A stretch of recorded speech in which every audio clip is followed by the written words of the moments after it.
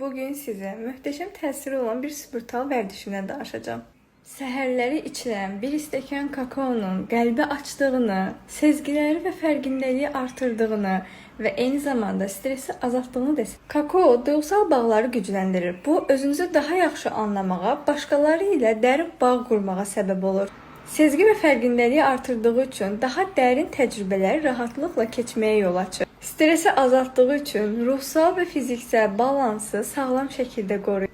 Zehninizi sakitləşdirmək, fokusunuzu artırmaq, daxili huzurunuzu tapmağa kömək olur. Seanslarımdan hər zaman danışanlarımdan möhtəşəm nəticə aldıran o texnikanı da sizinlə paylaşıram.